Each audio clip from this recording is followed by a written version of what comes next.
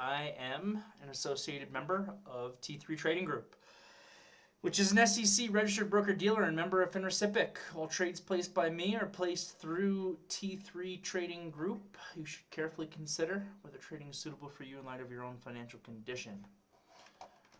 Position disclosure. I am frustrated today. Is that a position disclosure, or is that a personal feeling disclosure? They can both go together today. Cool. Let's turn on the video here. I'm full-blown Idaho today. Got my Wyoming t-shirt on. I got my Ride the Tetons hat on. Let's talk about the market. All right, where's the chart? Here's the chart. SPY's actually held up pretty well. SPY's closed down 0.4%, but the damage here, Q's 1.3%, and IWM a little bit over a percentage point. We had a decent little rally into the close too. Yeah, so man, I tell you, so I'm more frustrated today than I feel like I've been in a while, and maybe coincidentally, maybe not. It's probably my worst P&L day I've had in over a month. That's a guess, but I'm pretty sure it is. And the market was down today, but not down like massive compared to some days. It's really just that I got caught very wrong-footed today. I came into the day short SPYs, having that hedge on from yesterday, and we had a false breakout here in the market that was really caused by like this Iran news that came out just before the market opened, which turned out to like not really be fully accurate. The market reacted here at kind of 9 a.m. to this news that the Iranian nuclear deal was going to get done. So the market seemed to like that because it was bringing oil prices down a bit, because then they can start to, ship out some oil. So you can see here at 9 a.m. USO took a big dive, and that kind of dampers some inflation fears a little bit because of energy costs. That enabled the market to kind of move higher. Oil and the market moved inverse of each other off that headline at 9 a.m.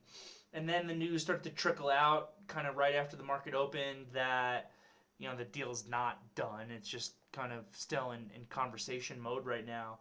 But it was enough for me here to kind of deal with a false breakout, which caused a little damage to me, to be totally honest. 440 is the key level in the SPYs that I keep talking about. 440 is the area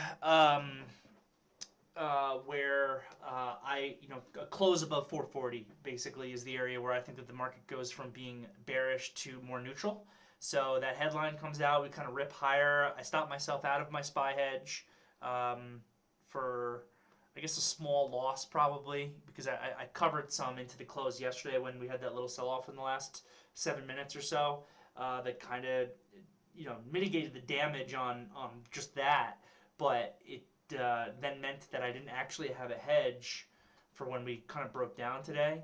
And honestly, the SPY hedge wouldn't have been best because Qs and IWM were down so much more, and SPYs are the one that I actually had, but it still would have helped a little bit. So you can see here, false breakout above 440, pre-market we're above 441, and then we tried to recapture that here. This little pivot was hopeful at 935, but as I was commenting in real time on this, we had no confirmation from the other indices. Like if you look at the IWM was just getting smoked. So I'm looking at the SPYs here, and I'm like, all right, it is technically just with this gap, we're selling off here, but we're pivoting off the ADMA. We're trying to get back above 440 for the SPYs. This looks okay, but this is the problem here in the IWM, which is just straight selling off. And the Qs were weak also. They were kind of somewhere in between. You can see here the second bar of the day into kind of the gap fill into the ADMA here on the 5-minute chart. The Qs tried to pivot real briefly. So you had the SPYs, which looked like, okay, maybe things are okay. You had the IWM, which looked like things are not okay. And then you had the Qs kind of somewhere in the middle. But really quickly, Qs kind of broke that low. So wanted to see which is going to win. Can the IWM make a pivot? And SPYs are going to hold above 450. And then the Qs here can recapture 350. 350, by the way, is the big spot I keep talking about for the QQQ, where the NASDAQ would become kind of more go from bearish to neutral, and pre-market was above that. We basically ticked it almost to the high of the day here from when we actually opened.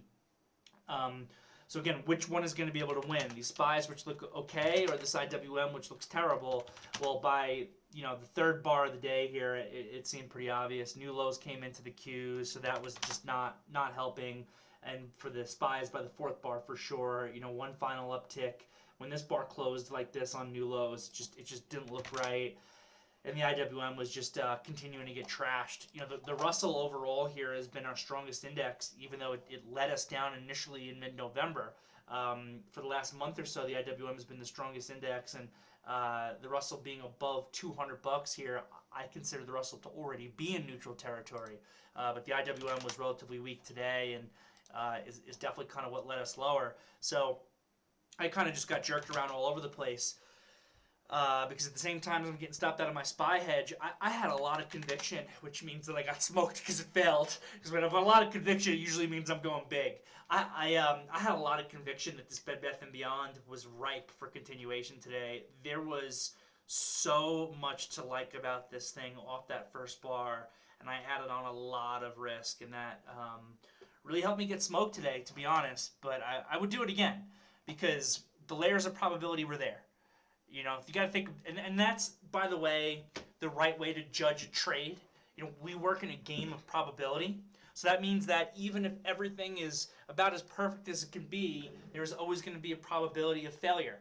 And I thought that this Bed Bath & Beyond really looked fantastic today. It's had pretty much everything that I'm looking for, so we can kind of review it. Daily chart here, getting above $16 is really solid. $16 has been an important inflection point for this thing. It's acted as resistance in the past. It's acted as support in the past. So back above $16, starting to build out a bullish pattern above it, but 2 days ago here had gotten a little bit too extended, cooled out a little bit. Yesterday is an inside day, so we consider that to be basically a day of rest, which is a good thing because it satisfies some of the overextension of the stock and gives us potential trading setup with the inside day and up. So you got that. You got the technical daily setup. You got the fact that we saw a lot of bullish option flow come in really 2 days ago, but there's a little bit more yesterday also. So that is, when it's on size, it's assumed that it's institutional. And when you have that on your side, it acts as an additional layer of probability also. I would argue, and this is part of me getting faked out, that the market here was also on my side. If you're buying in the first 5-minute bar of the day, SPYs are trying to clear above that key 440 area that I keep talking about. So I got the option flow, I've got the daily chart set up, I've got the fact that it's no longer extended, I've got the market on my side, I've got the fact that it's got a very large short float, so there is a potential of a short squeeze here. Also, I viewed it as a secondary to Kroger. KR is really a grocery store, but they had announced a strategic partnership with Bed Bath & Beyond. I think that was in this move right here. Last time we saw that huge short squeeze, which obviously got sold off. So just a handful of months ago, that Kroger is going to start, I think, selling Bed Bath & Beyond items. So I see Kroger just crushing their earnings report today, gapping up huge, and Kroger was a fantastic trade today, by the way, and I know a couple of you guys caught some intraday moves here on the upside as this thing just exploded. Kroger closed up 11% today. So I've got, Bed Bath & Beyond also acting as a secondary to Kroger, and then the opening volume was righteous. It's a, really decent opening volume. You could kind of see in the tape, it looked like the thing was really exploding there. So I thought that I had just about every layer of probability on my side on this thing. My pricing wasn't great. I was kind of buying 1150s, 1160s, and 1170s on the way up. Was really looking to kind of get big there and was given a lot of room. But this thing really had everything that I wanted to see, and then it just totally failed. It just totally failed here. I wanted to use the opening low as a stop loss for some, and yesterday's low as a stop loss for some, and both of that obviously didn't work out. So hurts, but it is what it is. I don't think I did anything wrong. I really think I had a lot of the layers of probability on my side that I'm looking at, and or that I'm looking for in a given trade, and the price action was kind of confirming it. It was breaking the area where I would want to enter, which would be above yesterday's high, and it just totally failed. So I got smoked on it, and it just is what it is. And then it's at the same time as I'm no longer in my SPY hedge there. Also took a small loss. I didn't get too heavy in Microsoft off that key $300 area that I kept talking about, because Microsoft has been showing relative strength. It's been my favorite things. Well, Microsoft's my favorite stock on the market. It's been that way for a very long time. But I had mentioned that key $300 level, so I tried to be long. Microsoft above $300 also. That ended up stopping me out. That was really probably more due to market weakness than anything else. And then we ended up having a false breakout here for the market, right? So SPY's got above 440 and then failed, and that's usually a pretty bearish signal. Q's pre-market above 350 and failed. You can make an argument that there's not a false breakout in the Q's because what's the intraday high here? The intraday high is 350.04. So you can make an argument that there was no false breakout in the Q's, but there was definitely a false breakout in the SPY's, and it just led to failure. So I would say that short time frame after today, bears are in control. It has been a pretty choppy environment recently, headline-driven market, which is always difficult. But I think we kind of flipped the switch here until the market can prove to me that it can negate today's candle and get that close above 440. What I had been saying was that kind of more intermediate time frame, we've had our bears in control, but small time frame ever since the Thursday low. Which again, to pat ourselves on the back, we totally crushed the buying on that day, right at the open. But since a week ago Thursday's low, at least smaller time frame bulls have been in control, and I kind of think that they lost that momentum today with that false break. So that's pretty much it for me, honestly, as far as my trading went today. Definitely not great. And not great here for the market either, and I'm a little annoyed that I don't have any hedge on, but it is what it is. Interestingly enough, though, actually one of my better trades today was shorting VXX. VXX, I think, is notable, actually. I don't think this VXX was really confirming, the VIX was really confirming the market moving lower today. VXX was like kind of struggling to catch a bid. I know it did make new highs here, but just as an example, I was covering some VXX into new lows, so I shorted it. Not heavy. I'm not heavy in this thing at all. I kind of started as a feeler, and I never really got too much heavier than that. I never really got anything I liked out of it. But I did cover some, kind of into lows here or here. I forget exactly. But it was interesting to see that this VXX is making new lows at 2 o'clock when the indices at 2 o'clock were not making highs, especially the Qs, especially the IWM. SPYs had an okay bounce. They were approaching that 440, but they certainly were not making highs as the VXX was making lows. So I guess that's one thing that is notable. That's still slightly on the side of the bulls. But for the most part, false breakouts in the marketplace are bearish, and that's kind of where that is. I'm trying to think if I had anything else to really talk about. We did have I had a big list of stocks that I was paying attention to today, and most of them honestly didn't trigger. Definitely some of them failed, but a couple of them worked pretty well too, and I know a couple of you guys were able to capture them. This Global Foundries, actually I'm seeing it did not close well here. I did not see that. But this Global Foundries gave a couple good trades. I had spoken about a long versus 60 in the morning meeting today, which maybe was a little bit too much room. But then we found this spot here that I called out to be able to buy on an intraday basis when the ADMA basically caught up to these lows. And that kind of worked okay. It never breached that low again and then ended up grinding higher, so that was okay. Best Buy, to get rid of one of the Bs. Best Buy was also kind of on the radar today. I think a couple of you guys caught that. I think I spoke about being long versus 104 to 105, that area, in the morning meeting today. So the low of the day today is 104.86. It sounded like a couple of you guys in the VTF were able to capture this also. That was a good trade too. But for the most part, a lot of things didn't trigger. We were looking at maybe upstart for continuation above 159, 160, and it was actually there pre-market. And I think this is actually a good thing. But right before the market opened, they wrecked this thing all the way down, so it never triggered us. And if there's no trigger, there's no harm and no foul. So it just kind of is what it is. Rivian was my only short really on the list today. And that one actually acted tough because I know Pat got short this thing. I think a couple of you guys did.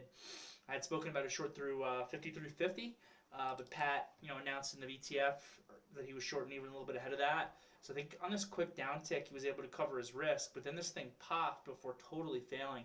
And it was into this pop. A headline came out. Rivian CEO announced a headline that they weren't going to increase their prices or something like that, which is what dragged the stock down the other day. So this thing starts to pop.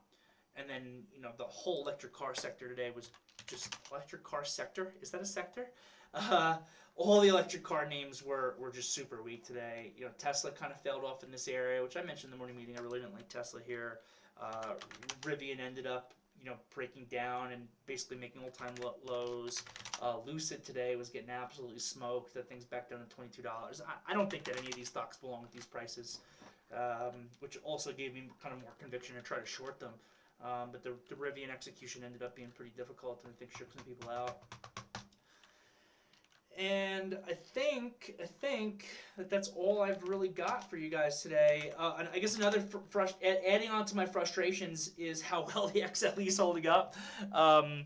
It's not like these things are shooting away from where I got out. Actually, Oxy's a little bit below on a closing basis where I sold my position. Apache is also like a little bit below where I sold my position, but I wanted a little bit more of a dip, and I thought I was getting that today. I got so faked out this morning, guys. I really did. That Iran headline came out, and I was like, this is perfect. Like, I'm going to crush it on these longs on, some of these more market-related stocks that I've been focused on, and the oil names are going to come down, and it's going to give me the ability to re-enter them at lower prices, which is exactly what I'm looking for. And they did come down a bit. This Apache came down to almost $37. It's kind of the low of the day. Oxy, I guess, just has a tight inside day here, low 47. But I was looking for like another $1 lower or even a little bit more on both of them to kind of start rebuying. And then when the Iran headline kind of flipped, oil names started to be strong. And that's why the SPYs are so much relatively strong to the Qs and the IWM this morning is because, or today, is because, your XLE is able to be flat on the day. Consumer staples were up 0.8% on the day. Materials were able to be flat on the day. Financials were able to be flat on the day. So all those types of things worked out pretty well. Speaking of financials, I thought about the financials a little bit more last night because I do still really like these on more of like a fundamental basis. Particularly like a Bank of America is one that I've been kind of looking at. But I just need the technicals to confirm that. And the technicals are just still not confirming it. I guess BAC was, particularly weak today, down a percentage points. So BAC is an inside day and down. It's kind of a bearish pattern. XLF is flat on the day and showed some relative strength and broke up here. But there's still no real confirmation that's telling me that I need to get excited. Maybe if you want to build in XLF versus like this $37 area, or some of the names if you like them better. BAC, I just hate that candle from BAC today. There's some support down there at $42. Citi, we spoke about in yesterday's afternoon meeting, had that strong day. Just an inside day today for Citi, so maybe that inside day can break up. Another high volume day there. Wells Fargo, I really don't like as a company, but this one's been holding up better recently. I think since the last earnings report, this one performed best during earnings season for all those financial names. So there was relative strength in all those sectors, and that's really kind of what helped the SPYs to hold up a little bit better. To me, it just felt like a massive down day. And then I look at the SPYs on a percentage basis, and they're only down 0.4%, and it really wasn't. Though obviously Qs and IWM are down a good bit more. So again, that's all I got. Happy to answer questions. I have another 5 o'clock again today, so I apologize for that. So I'll have to be done by then if I'm not done before. But yeah, happy to answer any questions. I'm going to scroll back up in the VTF here to about 10 after 4. And let's see what you got. Stefan's saying you have to own some energy. I'm with you on that, even as I don't have any right now. I want back in. They didn't let me in today, bro. You were just buying too much stock above me. All right, first real question I think I'm seeing is from Robert. Would you agree in a B-type trade where my probabilities are 5 out of 8, 6 out of 8, and price is not around any major level, we should wait for price discovery? Okay, so this sounds like a more broader question. Given the chart, 15 minutes to make pivot points, or at least wait for price to approach any major level where we should execute versus smaller risk. B-style trades are giving me a hard time with timing, rushing into trades. Sure, Robert. So it's really important that traders remember that probability is not a trade. So, I guess to take a half step back, for anyone who's newer, trading comes down to risk, reward, and probability of success. Risk reward, for the most part, is simple math. But the risk reward is really where the trade is. And then probability of success is a much more dynamic concept. And the way that I like to view probability in the marketplace is by what I call these layers of probability. So all of these different factors that could affect a trade at any given point in time. And in my training program class that's on probability, I list, I think it's 8 of what I call these layers of probability that tend to be pretty ubiquitous in almost any trade that you're looking at. They're almost always going to be present or not, so you can analyze it. And then on top of that, there's also one-offs. Like a one-off I consider like, option flow maybe. So there's going to be various kind of one-offs there that can also affect the probability of success on the trade. But layers of probability. So if you're looking at a chart and there's 5 or 6 out of those 8 major layers of probability that we're looking for, but there's no trade, then there's no trade. You don't do anything. You just go, oh, that's information. Oh, that's interesting. The trade is where the risk reward comes from. And, we got plenty of examples of different types of trades that we'd like to look at as a team for execution purposes. Our breakout trade, where the stop loss is the ignition bar low. A breakaway gap, which is a type of gap trade where the stop is going to be the previous support or previous resistance level that it's gapping past.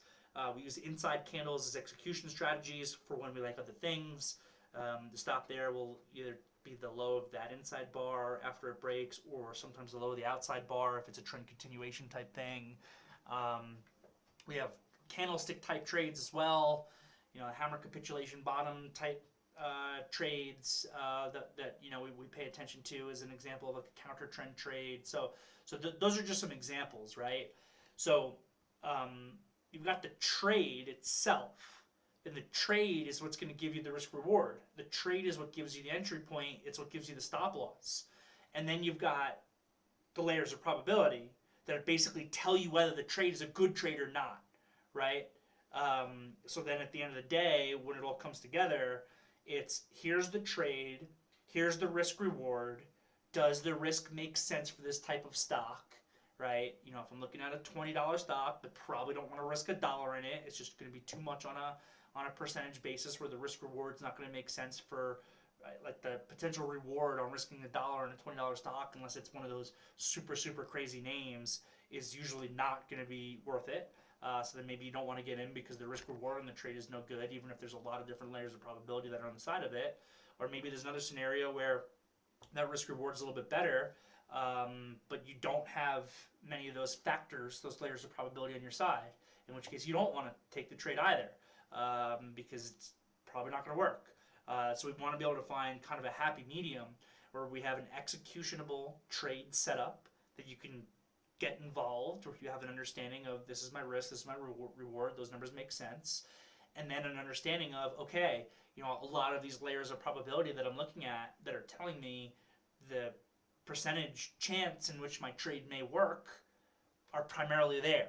And that's kind of the example with the Bed Bath & Beyond that I went through.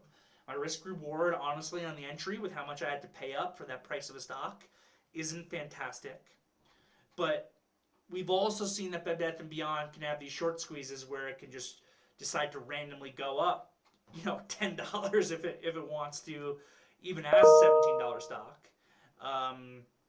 So I wanted to try to build into it. So maybe the risk reward on the entry price versus my stop loss really was not fantastic for Bed Bath & Beyond. That's one of the things I said. But I thought they had so many of those pieces of probability that were on my side that it made up for the fact that I was having to pay up more than I might normally want to. And that, you know, I'm also keeping in the back of my mind that I've seen that thing just have the most insane short squeezes and just completely and utterly rip. Though I think Stefan did say that he noted that the short flow in Bed Bath & Beyond actually came down a little bit recently, which is interesting. And I don't know where they're at with that buyback. Is the buyback totally done now at this point? If anybody has that information, I would want to know it. And then, you know, and then the thing just failed. The buyer wasn't there, like Popeye. The buyer just wasn't there, or the market itself just caused it to come down, or you know, basically it just fell to resistance in a lot of ways too, right? Bed Bath & Beyond, $18 is a major resistance level. And what I discussed here is that really buying through yesterday's high is a cheat on a break of 18. Break of 18, though, I think I'm looking at $20 for this stock. Is really my next spot. Maybe that happens all in one day. Maybe that's a multi-day move. Kind of depends on the degree of the squeeze. So hope that helps. Robert, next here from Rich. Can I give a brief explanation on dark pools and what they mean for buying a stock? I always see stuff on Twitter and websites talking about dark pools and how it helps show future price action. I don't necessarily agree with that. Is that stuff all BS or does it have meaning to it? Yeah, so we want to be very careful, and I've definitely spoken about this in the past. You know, I kind of grew up in the trading world, if you will, as a day trader. And even though I do actively day trade, a lot of what I do now really is swing trading, where I'm day trading around core positions for cash flow. That's a lot of what I do. That's a large percentage of what I do. I don't really take a whole ton of like things that I'm expecting as I'm entering it to be a pure day trade. Usually what I want is sometimes things will turn into day trades. That's usually because the trade failed. If I get involved in something and it's working really well as I'm expecting it to and it's closing really well, I'm only in that because I liked the daily chart to begin with. And a lot of what I'm trying to do, like I've spoken about in the past, is I'm looking for intraday risk on a 5-minute chart, risk on a 15-minute chart, for daily chart reward. But with all of that said, my background, you know, when I really first started trading with T3, it was a very different market environment. I don't think I kept a single position overnight my first 2 or 3 years of the company. I only day traded, and I did a lot of tape reading. And again, it was different back then. When I first started, there was almost like tricks in the tape where you could almost make like free money off of them in certain circumstances if you were disciplined and you knew what to look for. And I traded around a group of really good tape readers, and I was able to learn from them. So I have that skill, and I'm the first person to say that the information in the tape, I don't think the information in the tape has ever mattered less in like the history of the market than it does now. You go back to Jesse Livermore. How did Jesse Livermore trade? He was a tape reader, right? I don't think that the tape has ever been less important than it is now, which isn't to say that it's not important at all. It still is important in certain circumstances. As a matter of fact, the RSX buy today, you could have bought RSX if you wanted to, and it's a very dangerous trade, so I'm not saying to have done it. You could have bought RSX today for 2 cents risk. 2 cents risk, and quote this move up to 650. And that was a pure tape trade. That's one that I've gone over recently because we saw that in Palantir the other day also. Stocks that are down more than 10% go circuit broken. The uptick rule comes into play. So if you know what you're looking for, you can tell the difference between a short seller and a long seller for the most part in certain circuit broken stocks when that actually happens. And I was communicating it when the stock went down to $5. Inside bid at $5 had like a couple 100,000 shares. Inside offer had like 85,000 shares. That was without a doubt a short seller at $5.01. So you put your buy stop at $5.02. If the short seller breaks, you trigger in with a market order. You squeeze that short seller further. It becomes a feedback cycle of buying, and you can get a huge bounce. That's an area where tape reading still works. Trading IPOs, trading earnings names after hours. That all is when tape reading still really works. Also, it can be beneficial for execution. You know, if you're offered at 86 cents and you see that there's a refreshing seller at 85 cents, then you join the refreshing seller, or you chisel them by a penny instead of sitting right behind them. So it can help you with execution. But for the most part, I'm really going to encourage people to not be overreading the information that they see in the tape. In your level 2, you have a code here, and your code is probably different than my code because it's just a setting, and my settings have been the same forever, and it's probably different. But for me, you need to know what your code is, because this code here shows you what exchange the transaction is taking place on. So Q is NASDAQ, A is ARCA. This is for me. It might be different for you, but for me, Q is NASDAQ, A is ARCA, the quotation mark here is BATS, E is EDGX. So I know all of that information. The plus sign, oh, perfect. That's a dark pool print right there. Dark pool print for 55,600 shares. I can tell it's a dark pool print because it's the plus sign. For me, the plus sign, that's ADFN. So if you go into your settings, and Pat knows where this is somewhere. Wasn't this? Why can't I click on that? Man, where is that information? Is it in here? Is that exchange codes? Yeah, here it is. So this is your code. So ADFN here is dark pool prints.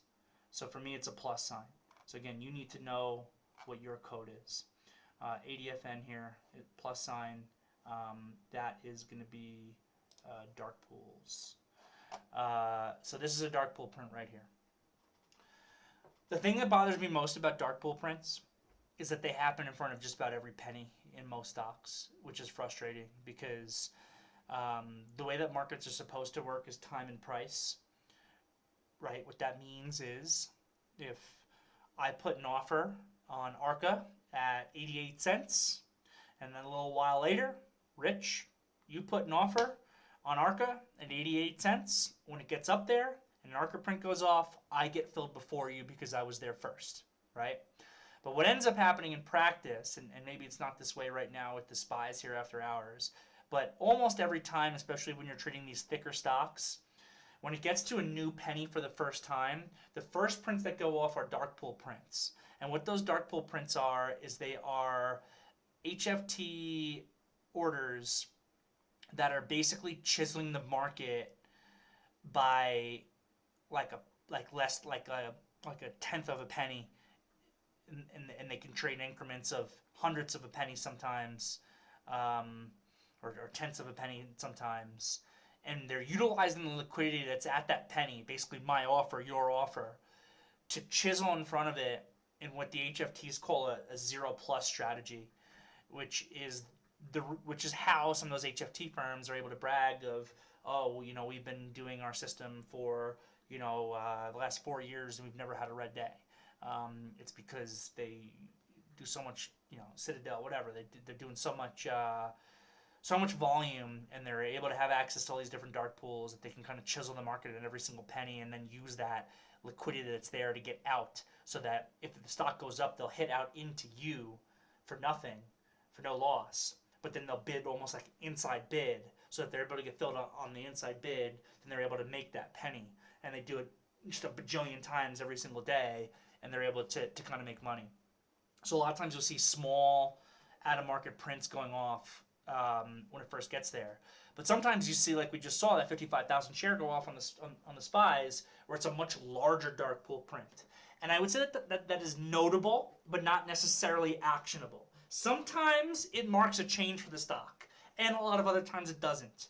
So, you know, maybe you've got an institution who is just working it, you know, working a huge order.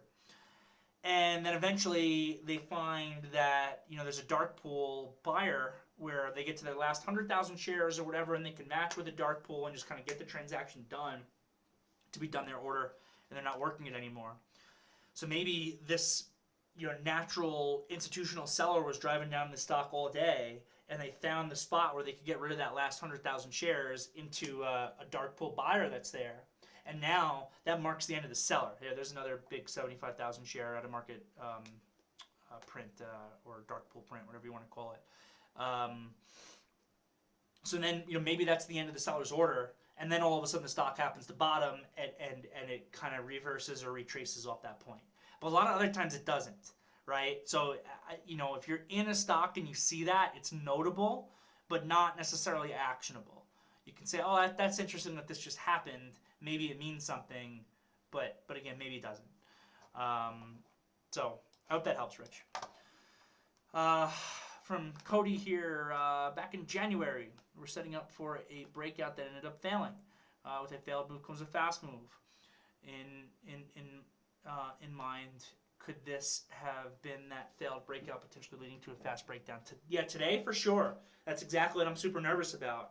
And that's exactly why I said, you're kind of in the big picture thought process of the market here today, that this candle is it's no good. And I think that this candle potentially marks a short-term shift of bulls being in control to bears being in control. With that said, we'll see.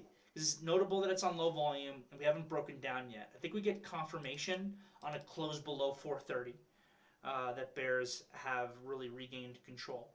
And, you know, that's what happened with the SPYs.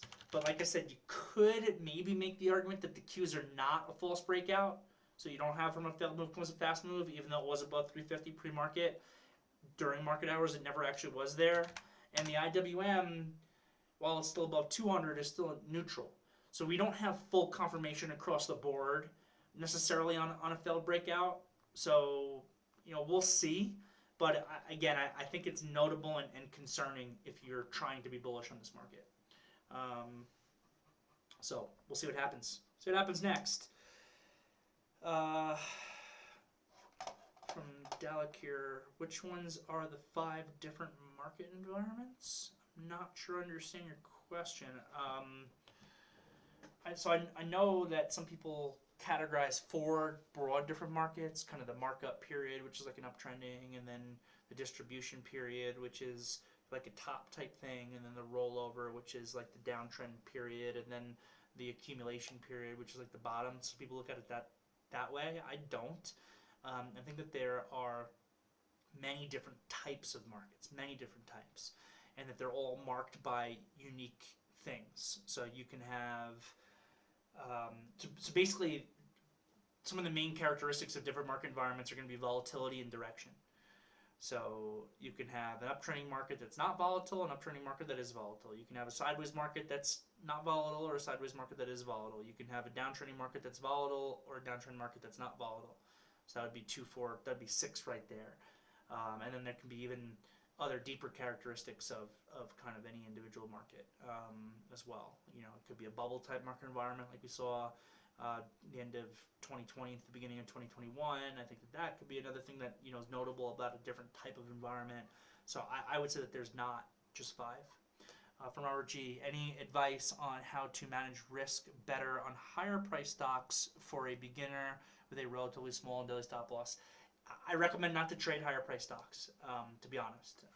My sweet spot for trading stocks is really priced between 10 and 100 ideally.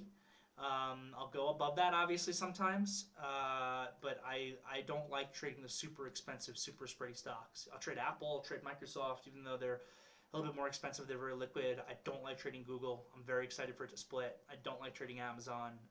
They're just, the spread on them is just it's just very wide. So the best advice I got for you on that, Robert, is just not to trade them. From Steve, if you were a small account trader and wanted to get 50 to 100 shares of Tesla, would you buy at once or layer your buys every 50 cents? For example, today I shorted with 25 shares of Tesla, which gave me $4 of room for $100 worth of risk because the Qs broke down after the bear flag. I'm on 1-to-1. left me with 12 shares, and then I trailed my stop lower until I got stopped out. 12 shares to trail seemed too light. Is my size too small? So the answer to your question is the type of trade that you're taking. If you're taking a momentum trade, like if you were shorting a bear flag or something, I'm trying to see here if you get information on when you actually executed. But if you were like shorting through support of a bear flag, as an example, or shorting a breakdown of a support level, those are momentum trades. And in momentum trades, for the most part, you want to be taking almost all your stock at once. Maybe you want to leave yourself some room if there's a lot of risk to be able to double down. But for the most part, if you're double downing in a momentum stock in front of your out, inherently your probability of success is much lower because you shouldn't have gotten to the spot where you can double down if there's real momentum coming into it. So in those types of trades, you really should take all your stock all at once. But in a different type of trade, if you were building in long off of a support level or something like that, then that could be a strategy, or you could have a game plan based around that, where you are building into pieces, at different spots or different levels or whatever it is. So I really think it kind of depends on the trade. Also did well. Microsoft 300 is stuck in my head, so I have to stop for $299.99. Me too. I had to stop there too, and trailed it down. That news pop came out. Good stuff. From Edwin. Where do I think Uber is heading? Not a company I like. Oof, it does not look good. Uber does not look good at all. The question on this Uber is really, the question on everything in a lot of ways now is this low from last Thursday. But I mean, this is lows on a closing basis. The Bears are in control right now, Edwin. I can tell you that. I'm thinking getting big at 30 or so in the 30 area, but 20 could be another possibility. What's my thoughts? Yeah, I think that if you want a stock from 30, you should already have it. If you really like Uber and you really want a stock from 30, you should have been buying last Thursday, and now you should just be getting annoyed about how much profit you're giving back. 30, I guess, is still a support level, but every time it gets tested, it's a lower probability that it's going to hold. Also, the stock just looks extremely relatively weak to me, and it's a business that I really don't like. Uber is a business that the more scale they add, the more money they lose. That is not an Amazon model, despite what they claim. And I don't know where you're located, but I know in New York City, last time I got back there last summer, spent the summer there, all of a sudden I'm taking yellow cabs again because Ubers were at a competitive disadvantage as far as price went in a major way when I got back. And that's because Uber had been artificially keeping their price low to try to take market share, thinking that they could then raise their price. And that might work in some markets, but it's not going to work in New York City, or at least not well, unless you're desperate. I took an Uber back from, and what's that venue in Brooklyn? It looks like a castle. So Deadmau5 there was like the first show that was happening in like all of New York City post-COVID, and I was like, I need tickets for any possible show, and I went, and it was a really good time. And then it was like 3 o'clock in the morning, and I got like a $150 Uber just over the bridge. I honestly would have just walked or taken a city bike, but my girl pal would not have been down with that. So they jammed me up that time. But I'm not a big fan of Uber or Lyft as a company. From Jackie, on days where we are gapping up, breakaway gap like today in the SPY, are there some signs to look out for in the pre-market or intraday, which could suggest that sellers are still in control and it might be a gap or gap and go or a gap fill? I wasn't as patient as I liked this morning because the selling in the pre-market right before the open made me think that we would get some buying at the open, and also the false breakout in the SPY after it pivoted off the 80 may got me too. Yeah, so I mean, Jackie, I think a bunch of us got caught in that. Me too. I think that the information was there that was telling us that we wanted to try to take that to the long side. As far as basically what you're trying to ask is like a really difficult question. basically what you're asking is, in a situation where there's a higher probability that there's going to be a gap and go, are there things that we can look for that can tell us that it's actually not going to be? And for the most part, the answer to that is no. One thing I would say is, we always want to be looking for confirmation across other stocks, other indexes, other sectors, or whatever it is. And we didn't really have that confirmation by the open today. So that could be one thing that was against kind of having a gap and go situation above 440 today in the SPYs. But for the most part, that's really difficult. But that's why, you guys see, I'm always looking at so many things all at once. I'm never just buying a stock without knowing what the market is doing, because the market's going to be giving me confirmation. If I'm buying an energy stock, I want to know what XLE is doing, because that's going to tell me if my stock is relatively strong or relatively weak compared to the sector. What is the sector doing? Do I have confirmation from the sector itself as I get long? So that would be the one thing I think you can pay attention to. From Cap Homes, if I have time, how does TSMA look? TSMA? I'm not getting a symbol.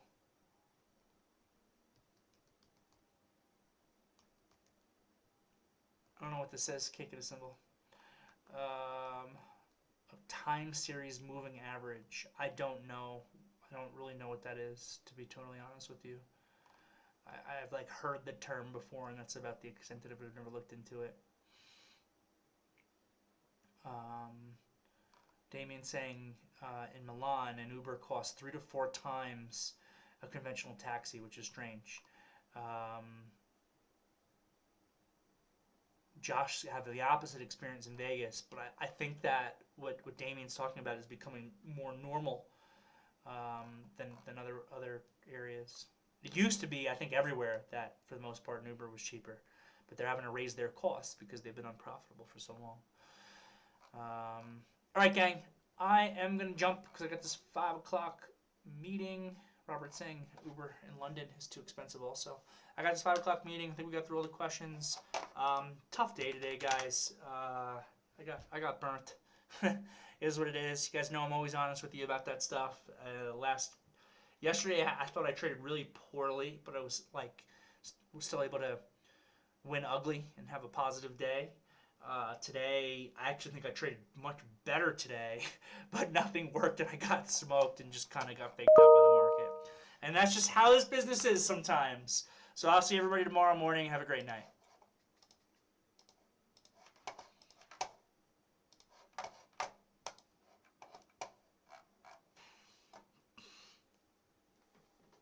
Oh, didn't turn